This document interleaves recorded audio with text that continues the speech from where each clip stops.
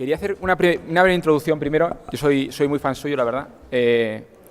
Y quizá pudiéramos pensar que la gente que lleva en cripto quizá menos tiempo, podríamos pensar que sus intervenciones son recientes.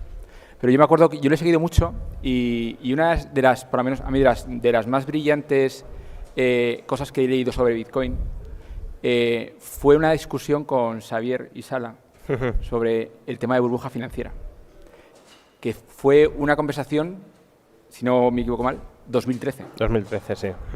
O sea que realmente 2013, hablando de Bitcoin, que yo creo que mucha gente, incluso que estamos en el sector de hace tiempo, en ese momento no estamos hablando. Y fue para mí una de las argumentaciones más potentes que había, porque además siempre yo creo que te has centrado mucho, has sido muy neutral, siempre, ni recomendándolo no, pero has sido extremadamente objetivo con todo. Y creo que esa, para mí, yo os recomiendo que lo leáis, ese intercambio de escritos entre dos economistas, para mí de los más brillantes que hay, pero que en ese caso estaba totalmente de acuerdo contigo en el concepto de burbuja, pero eso fue 2013.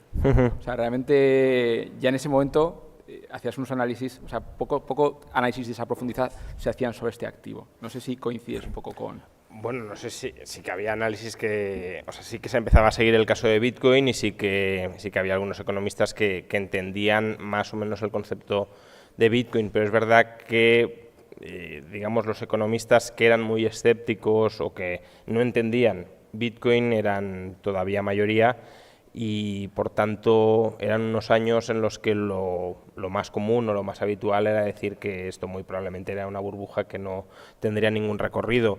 Hoy, en cambio, aunque se sigue hablando en muchas ocasiones de burbuja en Bitcoin, pero ya se habla en otros términos, ¿no? Yo, por ejemplo, si me permites la anécdota personal, el sábado pasado tuve un debate justamente sobre Bitcoin con Eduardo Garzón, que sabemos que es un economista muy crítico con Bitcoin, siempre está más o menos pronosticando que va a fracasar, que es una burbuja y demás, pero yo le dije, oye, claro, también decías en 2018 que era una burbuja cuando estaba a 3.000, pues hombre, hoy está 10 veces más, entonces ¿qué? ¿Soy un súper burbujón?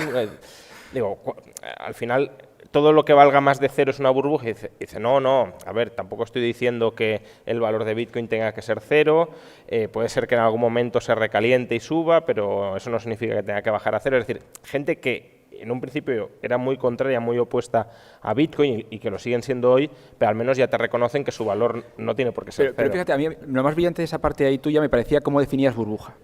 Porque creo que entrabas en el terreno de si podría haber burbujas en activos monetarios. Y eso me parecía una reflexión, independientemente ya que luego Bitcoin no, me parecía teóricamente muy correcta el entender el tipo de activo en el que estábamos y qué es una burbuja financiera, que a veces también yo creo que llamamos burbuja a cualquier tipo. O sea, creo que hay probablemente poca exactitud o teóricamente se habla muchas veces de términos y quizá no se definen con la exactitud que deben definirse. Claro, una burbuja es simplemente cuando el precio de mercado de un activo supera su valor fundamental. Esta es la definición correcta, ¿no? Rigurosa. Otra cosa es si logramos trasladar en el análisis esa definición a los hechos, ¿no? ¿Facebook hoy es una burbuja? Pues para eso tendríamos que saber calcular el valor fundamental de Facebook y estar seguros de cuál es.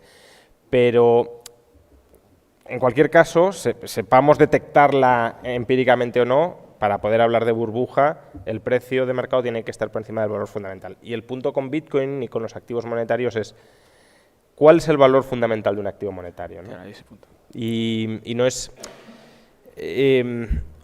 un activo monetario no proporciona flujos de caja, por tanto no tiene en ese sentido un valor fundamental retrotraíble a esos flujos de caja. Quizá podríamos hablar de un valor fundamental como utilidad de los servicios de liquidez que ese activo monetario nos va a proporcionar, pero en gran medida esos servicios de liquidez son endógenos a la adopción de ese activo monetario, al grado de penetración de ese activo monetario entre la ciudadanía.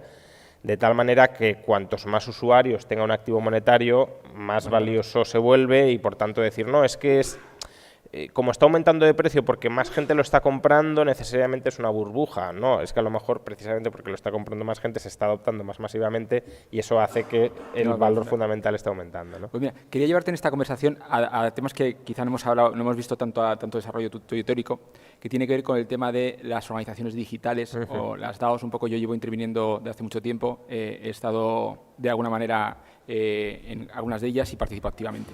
Entonces, para intervenir esto quería teóricamente situar un poco primero dos conceptos, que es primero la teoría de la empresa, que quería hablar un poquito, que nos introdujeras un poquito por qué se crea una empresa.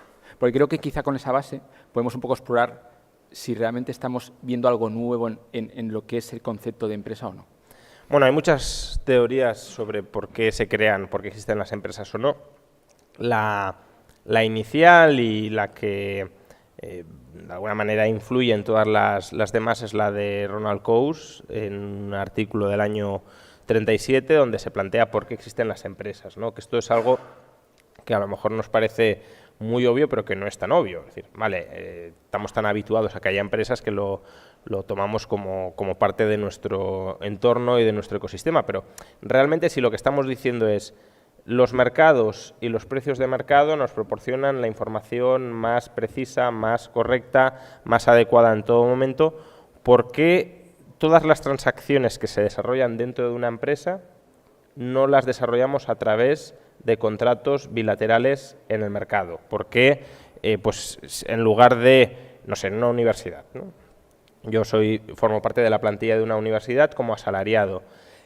¿Por qué la universidad cada vez que quiera que yo dé una clase no me paga por la clase en ese momento en lugar de incorporarme en plantilla? ¿Por qué tiene un edificio en propiedad o por qué tiene un contrato de alquiler a largo plazo en lugar de simplemente ir cada mañana y decir, oye, yo te pago por el alquiler de este momento?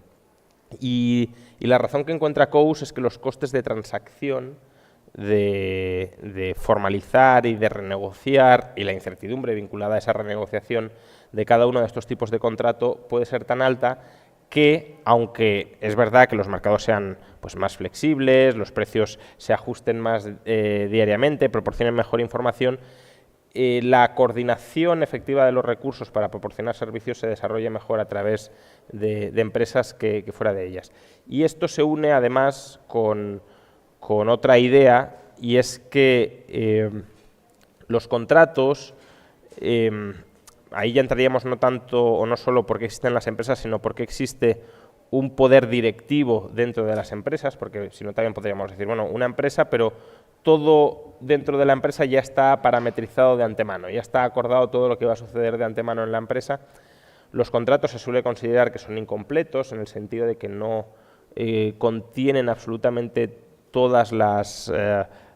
no contienen provisiones para todas las contingencias que puedan llegar a suceder, y precisamente porque los contratos son incompletos, dentro de las empresas hay elementos de autoridad, pues el empresario que diga, esto no lo hemos contemplado en el contrato, hacemos esto. Por eso, yo cuando se habla de DAOs, Bitcoin se conceptualiza como una primera empresa digital. Y si lo conceptualizamos así realmente, claro, cuando uno se hace la pregunta de a un minero quién le está pagando, claro, esa pregunta cómo debemos responderla, porque realmente el que está minando, ¿quién le está pagando esa actividad económica? Bueno, se la están pagando todos los tenedores de Bitcoin que ven diluida su participación, digamos. Claro, podríamos argumentar de alguna manera que esto es una empresa, como digamos, autónoma y que tiene un proceso de contratación muy eficiente, porque en el fondo podríamos decir que todos los mineros son proveedores y podríamos decir que cada segundo está eligiendo un proveedor diferente. Entonces, quizás ahí estaríamos encontrando modelos donde hemos conseguido realmente hacer que el coste de transacción sea tan mínimo. Yo una de las cosas que a veces conceptualizo es que probablemente estemos ante el mejor proceso de contratación de cálculo computacional. Creo que no hay un proceso de contratación tan eficiente y con tan poco coste de transacción, por lo que tendría sentido que Bitcoin tuviera contratada a la gente que...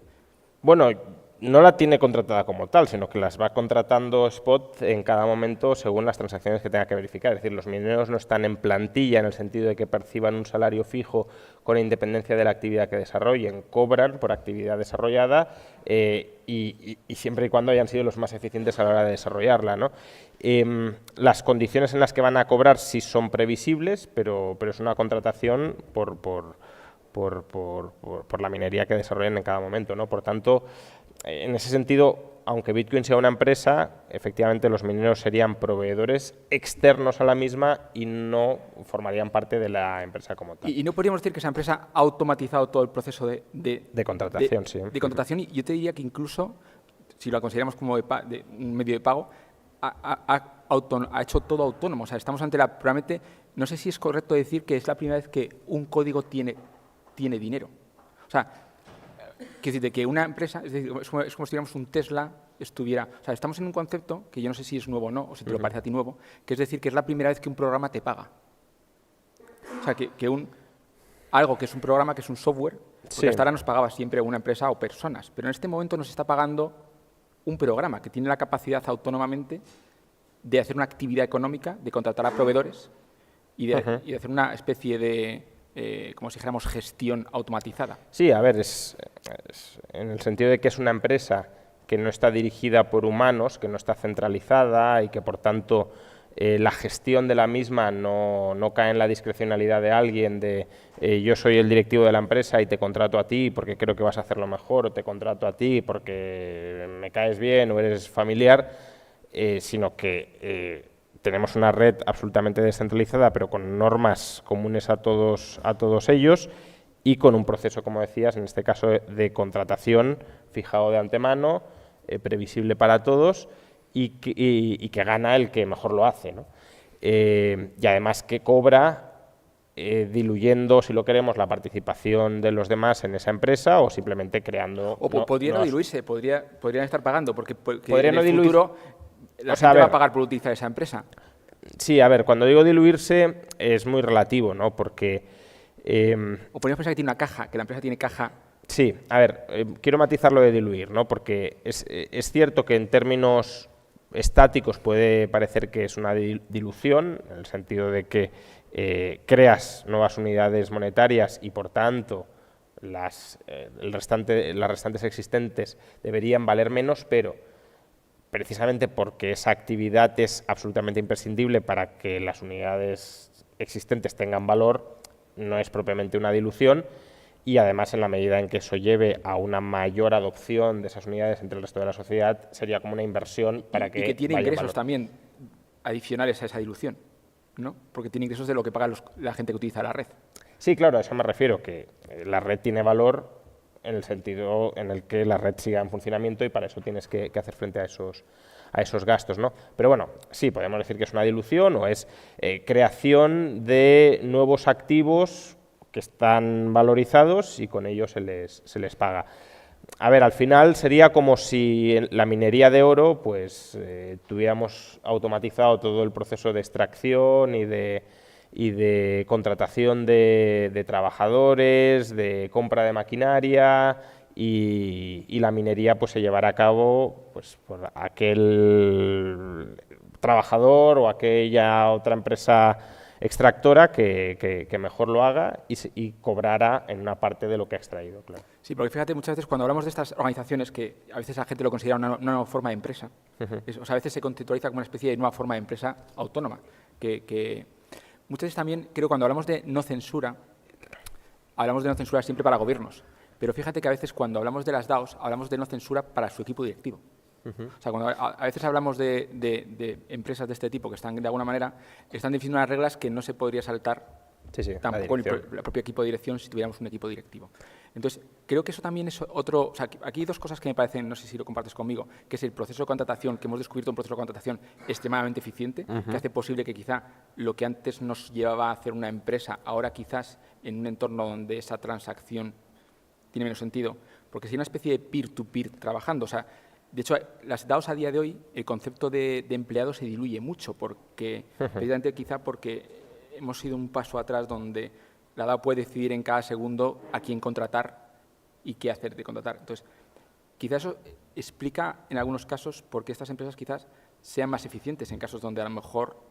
claro, porque el concepto de empleado no introduce algo de fricción un poco o de falta de competitividad en un entorno donde tengas capacidad liberal de... El empleado es como una especie de contrato matrimonial, ¿no? Es decir, es un contrato a largo plazo con la empresa y eso introduce, por un lado, fricción, es verdad, porque tú puedes contratar a una persona porque la necesites varios días del mes, pongamos por caso, pero no la necesites todos los días del mes y aún así la contratas todos ellos por el alto coste que pueda tener recontratar o que ese empleado tan valioso te lo contrate establemente otro. Pero es verdad que al mismo tiempo tenerlo en plantilla también genera otra serie de beneficios o de ventajas, como la formación que esa persona pueda adquirir en el puesto de trabajo, la motivación, la lealtad que pueda generar hacia la empresa. Y por eso, sí, o sea, si estuviéramos, no sé, con autómatas, desde luego no sería lo más eficiente que una persona esté todos los días trabajando en el mismo puesto, aun cuando no sea necesario que todos los días trabaje en él.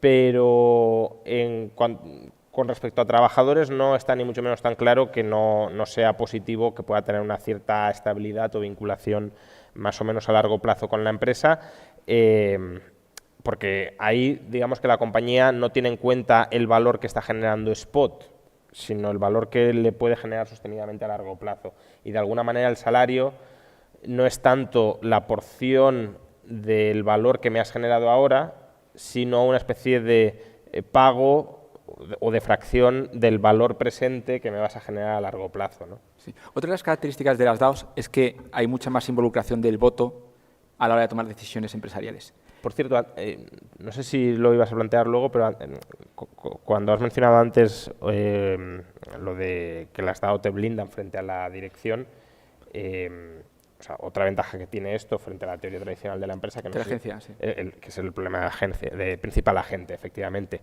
Es decir, en la medida en que o no haya directivos o los directivos estén muy tasados por las reglas internas, es muy complicado que se desvíen de aquello que se presupone que tienen que hacer, ¿no? Que eso es un problema muy grave en las organizaciones empresariales actuales, donde la propiedad esté muy diluida. Si la propiedad está adecuadamente concentrada en las empresas actuales, no hay problema principal agente. Bueno, puede haberlo, pero no es tan común. Puede haberlo en el sentido de que si no está bien alineada la información te puede estar engañando. Tú puedes fichar a un directivo, tener pleno control sobre él, pero si no entiendes lo que está haciendo el directivo, te puede estar diciendo estoy haciendo esto en tu beneficio y en realidad estará actuando en su propio beneficio a costa del propietario. Pero es que si encima la propiedad está diluida, aunque los propietarios sepan que el directivo, o muchos propietarios sepan que el directivo les está estafando, les está robando, está actuando en su perjuicio, si no son capaces de coordinarse para echarlo, el directivo puede seguir ahí. Justo, por eso quería introducir esto, porque el problema de la agencia justo quería ir ahí, porque las DAOs, una de las cosas que permiten es votar continuamente qué hacer. Que bueno, habrá que ver luego cómo esa votación, si realmente vota todo el mundo, vota todo el mundo. Pero eso creo que introduce, y es mucho más transparente, todo lo que es el gobierno. Y luego hay unas reglas que la empresa no puede saltarse. Aunque estés en una empresa, hay cosas de actividad que parece que están programadas. Entonces, yo creo que ahí sí que, no sé si lo compartes conmigo, el problema, o sea, ¿qué piensas de que una empresa pueda votar? O sea, o si ves ejemplos de una empresa donde todo el mundo continuamente sea transparente y todo el mundo esté tomando decisiones sobre qué tiene que hacerse. O sea, ahí el problema que hay es, obviamente, y lo mismo vale con la democracia en los estados, no solo con las empresas, que es el problema de la información que tengan unos y que tengan otros, ¿no? El accionista o el votante, probablemente el accionista tenga más información que el votante porque tiene un interés mucho mayor al del votante. En el votante se suele decir que lo racional es ser ignorante porque, digamos, el coste de estar informado es muy alto y el beneficio de estarlo es bajísimo. Aunque votes bien, pues no puedes hacer, vamos, tu voto no influye en absoluto. En el caso del accionista, aunque esté muy diluido, es verdad que el coste de informarte es muy alto, el beneficio directo, como el del votante, sigue siendo bajo, mi acción, mi voto no tiene por qué cambiar nada, pero sí puedo votar con los pies, es decir, sí puedo, con el votante también, pero es más costoso, ¿no? Moverte de país es más complicado. El accionista dice, pues si veo que esta acción, la directiva lo está haciendo fatal, etcétera, vendo y me voy a otra. Entonces, ahí sí hay un incentivo mayor a informarte y a saber si la empresa pues está siendo bien gestionada o no. Pero aún así, los accionistas, no digamos ya los votantes, es improbable que tengan tanta información como los directivos, porque los directivos son insiders, están dentro de la empresa, conocen toda la problemática interna del día a día de la compañía, también de la interacción con otras compañías, y mucha de esa información no es fácil de articular y de trasladar a los accionistas, es decir, que incluso, aunque dijeras, no es una directiva malintencionada que pretende ocultar información, aunque quisieran ser transparentes y trasladar toda la información, hay mucha información que no es fácil de trasladar, ¿no? Esto es lo que se suele llamar información no articulable. El ejemplo más fácil de información no articulable, muy rápidamente, es el de montar en bicicleta, ¿no? Si alguien no sabe montar en bicicleta y le tenemos que decir, oye, te voy a enseñar a montar en bicicleta, te voy a escribir las instrucciones en un trozo de papel. Primero, no sabríamos escribir exactamente qué tiene que hacer la otra persona para montar en bicicleta, si le diríamos, oye, pues súbete, mantén el equilibrio, ya, pero si no sabes montar en bicicleta y lees eso, y luego, aunque lo escribas de alguna manera, el otro lo leerá y seguirá sin saber montar en bicicleta, ¿no? Pues bueno, la dirección empresarial en muchos casos también es eso, y por tanto, claro, la directiva es verdad que tiene una información que no tiene el accionista no puede, o sea, puede, en el sentido de que se habilita, pero no está capacitado para votar sobre cualquier decisión interna de la compañía porque no tiene esa información, pero sí puede marcar líneas rojas quizás sobre la estrategia y sobre la orientación a largo plazo de la compañía. Era un poco por orientar, porque esas son las cosas que ahora mismo se están debatiendo un poco en estas organizaciones que quizá son extremadamente flexibles en cómo contratan a alguien, porque realmente es una votación a veces de pagar a alguien o no. En muchos casos son automáticas, que es verdad que hay un gris. Claro, es que reunirse, deliberar, votar, etcétera, también son costes de transacción. Porque claro, si yo me tengo que informar, esos son costes. Si yo me tengo que reunir, esos son costes. Si tenemos que consensuar, son costes en el sentido de tiempo, recursos, energía. Y claro, si cada decisión que se tome tiene que pasar por ese proceso, sería costoso. De ahí que tenga sentido automatizarlo y no someterlo todo a deliberación. Claro, incluso, por ejemplo, ahora hay muchas empresas que es el nuevo paradigma con el tema de tokens, lo que tratan de alguna manera es pagar a cualquier agente que cree valor para la empresa. O sea, ya el concepto de empleado de alguna manera se diluye un poco en tanto en cuanto dices, si tú me creas valor para la empresa, yo te remunero por ello. Sí, sí. Bueno, es que, a ver, al final, un empleado, como digo, simplemente es alguien. O sea, el concepto de valor añadido en una empresa es, yo compro un input que se ha producido fuera de la empresa, lo meto dentro de la empresa y le añado valor. ¿Quién le añade valor dentro de la empresa? Pues el trabajo y el capital. Por eso el valor añadido se distribuye en forma de salarios y de beneficios. Claro, al final el trabajador simplemente es alguien al que consideramos que está dentro de la empresa porque lo tenemos atado con un contrato por parte de la empresa, pero esa misma persona podría desarrollar esa tarea sin estar en plantilla de la empresa y, por tanto, pues como un proveedor externo que le añade valor y tú haces de intermediario dentro de esa cadena de valor. Sí. Entonces mi pregunta era un poco, porque yo, tal y como lo conceptualizo esto, no sé si estás de acuerdo, veo como que las DAOs son como el extremo del liberalismo en el mundo empresarial, porque es como, no hay reglas, me muevo globalmente, no tengo que contratar a nadie. Bueno, yo diría el extremo de mercado, más que de liberalismo. De mercado, perdón. Sí, porque el liberalismo no es incompatible con las empresas, con las asociaciones o con los contratos y los acuerdos entre partes, pero es verdad que hay dos formas, si lo queremos ver así, ¿no? Hay dos formas de coordinación dentro de una sociedad libre, y también de sociedades no libres, pero bueno.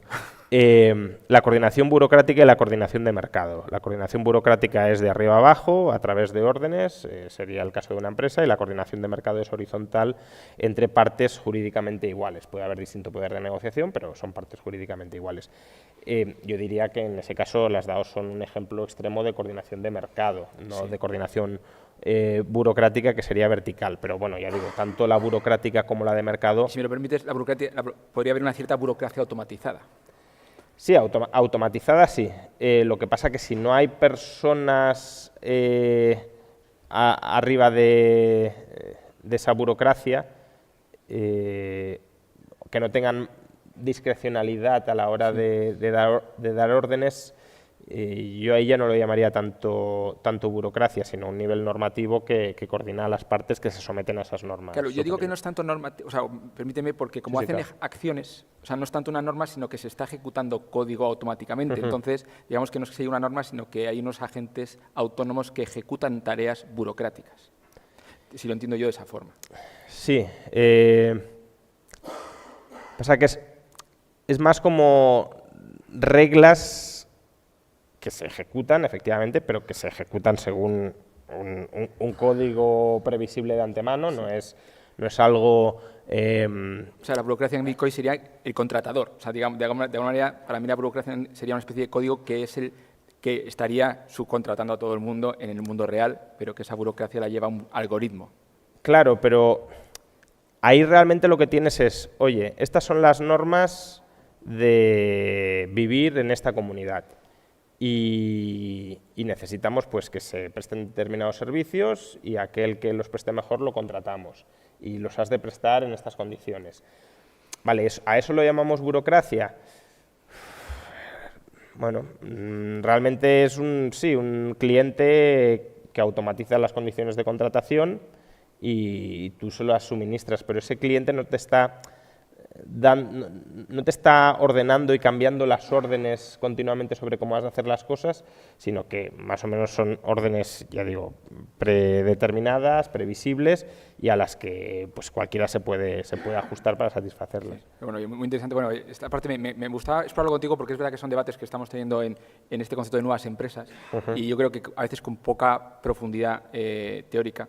Y a veces tampoco sabemos muy bien a veces cómo definir todos estos conceptos que nos parecen que tienen analogías. Sí, sin duda. Pero ya para entrar en otra parte del debate, que era el tema de la liquidez, que también parece una cosa que creo que cripto viene también a añadir mucho a toda esta parte. Bueno, cuando hablamos de la liquidez, un poco tú lo defines muy bien en esa teoría y dices que además es una parte muy importante de todo lo que es el liberalismo. Creo que la parte de liquidez tiene una parte también de tecnología, ¿no? Entiendo que la liquidez también está de alguna manera condicionada por la tecnología. Sí, porque claro. en cuanto tú puedes dar más acceso a una serie, como si dijéramos, o de contratar, la liquidez que tiene ese activo es mucho mayor. Digamos que la liquidez tiene una serie de restricciones que podríamos llamar que es de tecnología, que es de información también, ¿no? Información también y regulatoria también, que serían un poco esas tres cosas que te... Entonces, claro, una de las cosas que creo que aporta cripto y que me parece muy tremendamente potente es que baja el coste de crear mercados a cero. Esto implica realmente que baja el coste de la liquidez porque de alguna manera la tecnología baja la fricción de crear esos agentes para poder crear esos mercados. Es decir, estamos hablando antes, para que algo cotice en una bolsa, tú tienes que pagar un montón. Y ahora de repente nos encontramos con que podemos tener mercados a coste cero. Esto a mí me introduce, creo que es un gran concepto, porque creo que los mercados para mí también tienen una función de descubrir precios. Entonces, claro, si tú tienes un coste de creación de mercados a cero, tú te puedes permitir el lujo de decir, voy a crear un mercado para las entradas del Real Madrid-Barça. Porque como no me cuesta nada crear ese mercado, quizá la mejor forma de descubrir cuál es el precio de ese activo sea crear un mercado tradicional. Entonces, a mí me parece que eso introduce financiariza un montón de teoremas y creo que permite descubrir precios más allá de los mercados financieros. Entonces, no sé a ti qué te parece. O de mercados financieros. Perdón, de activos financieros tradicionales. Eso sí. Entonces, digamos, claro, yo muchas de las cosas que me encuentro en cripto, es decir, quizá a lo mejor tenemos que empezar a crear mercados para cosas como una entrada del Real Madrid-Barça, donde quizá no estamos siendo, por eso hay empresas que luego la revenden. No sé sería profesionalizar el tradicional mercado de reventas, pero con una base de clientes muchísimo más amplia y con también más transparencia y competencia entre los proveedores, ¿no? A ver, bueno, de entrada, yo creo que a lo que te estás refiriendo más que a lo que yo llamaría liquidez, y enfatizo lo de yo porque mi definición no es necesariamente la que comparte todo el mundo y por eso conviene aclararlo, es a lo que yo llamaría negociabilidad. Es decir, lo que se reduce a cero son los costes de la negociabilidad, de hacer un activo transable en los mercados. Yo llamo liquidez, que también la tecnología también afecta a la liquidez y las cripto también tienen bastante que ver con la liquidez, a por un lado que todo el mundo le reconozca un mismo valor a un activo, de tal manera que si circula de mano en mano no haya fluctuaciones en el precio, que tú y yo estemos de acuerdo en cuál es el precio de Bitcoin y por tanto te la vendo y si tú me la revendes lo hagamos al mismo precio y luego a que su valor sea estable en el tiempo, a que no tenga grandes fluctuaciones. Vale, eso sería otra cosa, porque yo lo que llamo liquidez es a no tener ese spread o esa... Claro, bueno, el spread está muy relacionado con lo primero, ¿no? Con cuánto valoramos. Si hay mucha incertidumbre en cuánto vale algo, si lo tengo yo y tú quieres comprármelo, claro, ¿por qué me lo quieres comprar? Pues porque a lo mejor sabes que vale más de lo que yo creo que vale. Entonces, si yo no sé realmente lo que vale y tú me lo quieres comprar, para blindarme frente al riesgo de estar vendiéndolo barato, te diré, vale, te lo vendo, pero con un sobreprecio frente a lo que yo creo que vale. Pero hay agentes, ¿no?, que cubren esa necesidad de dar liquidez a un precio que razonablemente hay un cierto consenso, ¿no? Que son esos agentes que nos ponen en contacto un poco dos agentes que a lo mejor existen pues, los dealers que lo que hacen es poner un precio de venta y de compra, pero primero los dealers están presentes en activos que ya tienen bastante liquidez en ese sentido. Es decir, es complicado que haya un dealer en activos que sean muy difíciles de valorar y que haya un spread muy grande, porque entonces el dealer se expone a pérdidas brutales a pocos errores que cometa. Entre los activos que ya sí tienen un spread más pequeño, pues entonces sí el dealer puede participar y lo reduce.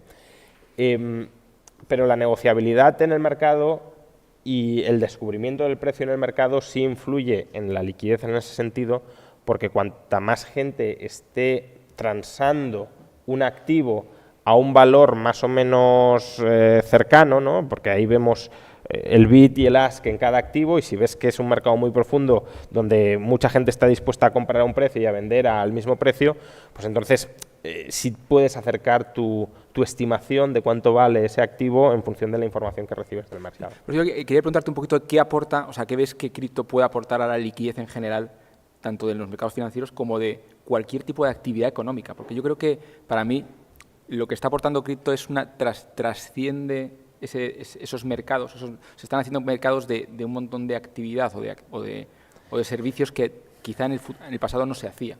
Sí, bueno, un poco lo que mencionabas antes, ¿no? Es decir, que los mercados sirven para descubrir precios. ¿Descubrir precios en qué sentido? Pues realmente no sabemos cuánto valen la mayoría de las cosas. Por eso la liquidez en el sentido que definíamos de incertidumbre sobre cuál es su valor. Y la forma de saber o al menos aproximar nuestra estimación a algo más correcto de cuánto valen las cosas es poner esas cosas al mercado y que sean los compradores y los vendedores en función, porque cuando decimos no sabemos cuánto valen las cosas nos referimos a cuánto valen para los demás. Nosotros sí sabemos cuánto valen para nosotros, pero si cada uno de nosotros que sabe cuánto valen las cosas para uno mismo pero no para los demás, expresamos nuestras valoraciones en el mercado, ahí sí vemos cuánto vale la cosa para el mercado, o más en concreto para los compradores y los vendedores marginales, que son los que marcan el precio. Entonces, al crear un mercado y al fijar un precio, si además tienes mucha profundidad alrededor de ese precio, pues como decíamos, si tienes una estimación más o menos aproximada de cuánto vale eso para el mercado. En la medida en que lo cripto facilite la creación de mercados para la transacción de activos muy diversos, que hasta el momento no es que no hubiese mercado, porque como decíamos, en el mercado de reventas de entradas del Real Madrid-Barcelona, pues sí existía, pero claro, son mercados muy fragmentados, muy poco profundos, tienes aquí un vendedor y aquí otro vendedor y no hay arbitraje entre ellos, son mercados poco transparentes porque son ilegales y por tanto el coste de transacción es muy alto, hay gente que no quiere participar en esos mercados, luego si te estafan tampoco es sencillo reclamar nada. Entonces, hay spreads muy grandes de precios, diferencias de precios entre vendedores muy grandes, no participan todos los compradores y por eso tampoco todos expresan su valoración. En la medida en que todo eso se unifique en una misma transacción, todos los vendedores estén a un lado y todos los compradores a otro, todas las transacciones se puedan ver, se puedan palpar y pueda haber incluso reclamaciones o sanciones automatizadas para quien defraude, pues obviamente te aporta un precio mucho más aproximado a la realidad y un volumen también de transacciones mucho mayor del que podría haber. Bueno, no sé si ha sido muy técnico, quería aprovechar un poco para tener un poco la opinión de Rayo en estos temas que conversamos mucho, pero si queréis abrir la pregunta un poco para más gente. No sé si ha sido muy técnico todo, pero creo que hay que tener el privilegio de tener a Juan Ramón y preguntarle estas cosas.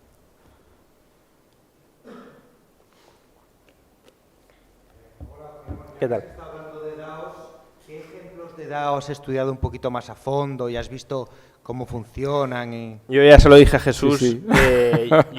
A ver, de estas cosas me da un poco de apuro hablar porque yo la teoría económica me la conozco muy bien, lo cripto me lo conozco menos bien, Bitcoin es quizá el caso que mejor estudiado tengo y tampoco me considero un experto ni mucho menos en Bitcoin, y lo que puedo hacer es tratar de aplicar la teoría económica tradicional a la parte de lo cripto que conozco, pero si me preguntas por cuestiones muy técnicas o por interioridades de lo cripto, no te voy a saber responder, y aparte es que solo me he centrado en estudiar Bitcoin, no he ido más allá de Bitcoin. Sí. O sea, aquí hay mucha reflexión de teoría económica que creo que nos viene bien a todos también entenderla mejor. Pero que sí. Con esas analogías, y creo que también sirve un poco para entender un poquito lo que está pasando en estas organizaciones. Buenos días, Juan Ramón. ¿Qué tal?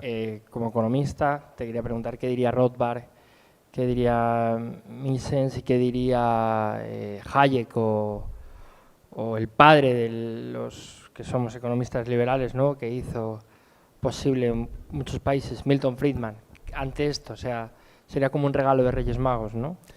O sea, para Hayek y Friedman, sin duda. De hecho, Hayek tiene un libro que es La desnacionalización del dinero, que, bueno, no es exactamente esto, ni mucho menos lo que planteaba, porque estaba pensando más bien en organizaciones privadas tipo bancos que emitieran su propio pasivo respaldado por una cartera de activos diversos.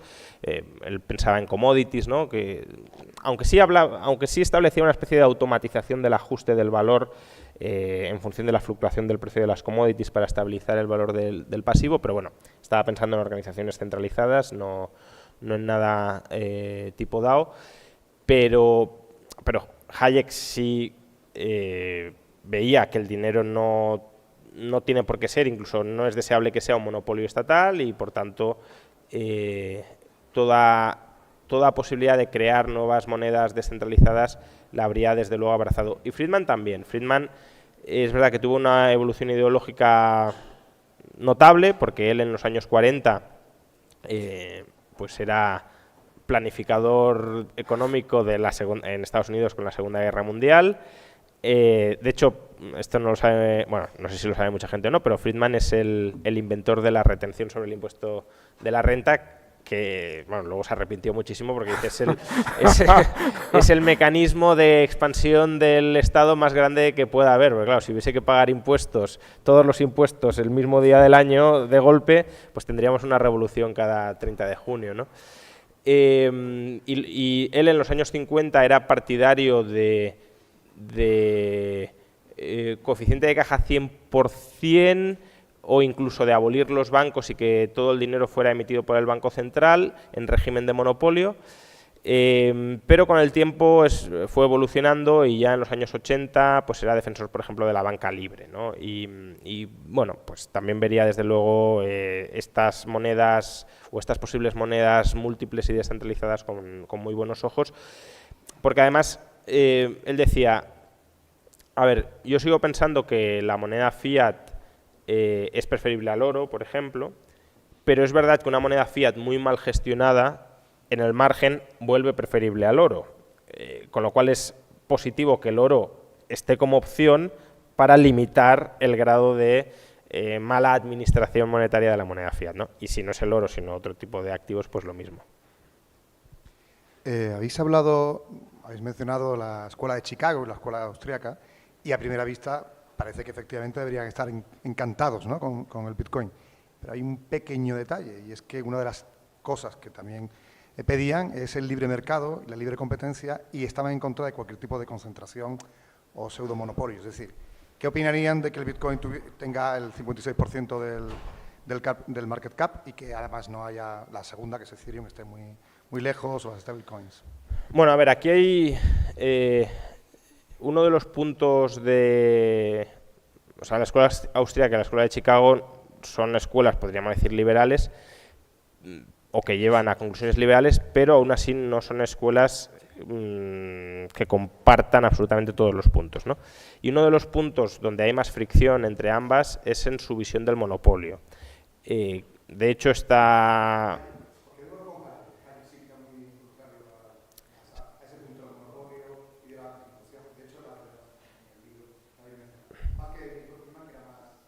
No, pero, o sea, te iba a decir que, bueno, da igual, pero, o sea, la escuela austríaca, sobre todo con Rothbard, eso es cierto, pero la escuela austríaca con Rothbard tiene una teoría del monopolio que es, si no hay restricciones a la competencia por parte del Estado, no hay monopolio, aunque haya una alta concentración empresarial. En cambio, Chicago sí ha sido históricamente más partidaria de si hay una alta concentración en el mercado, eso es indicio de que existe poder de mercado y por tanto de concentración y por tanto habría que actuar las autoridades de defensa de la competencia. Por cierto, justamente este punto, por lo visto, es el que a Milley en su momento le hizo cambiar de ser más de Chicago a ser más austriaco, según, bueno, aquí como en todo habrá mucha narrativa y pseudo leyenda, pero una de las cosas que dicen que le hizo cambiar fue esta.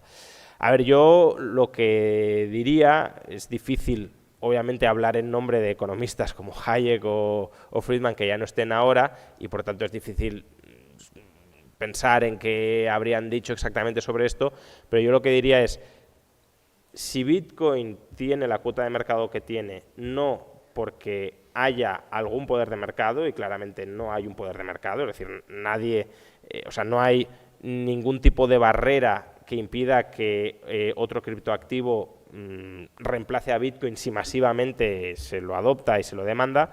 Si la cuota de mercado de Bitcoin, aunque sea del 100%, es resultado de la libre elección de las personas, porque prefieren Bitcoin a otros activos supuestamente sustitutivos, que esa es otra, ¿no? Porque, claro, estamos diciendo, Bitcoin tiene el 56% del mercado cripto, ya, pero juegan en la misma liga, juegan en el mismo mercado, es decir, realmente tendríamos que comparar Bitcoin con Ethereum, es lo mismo, son sustitutivos.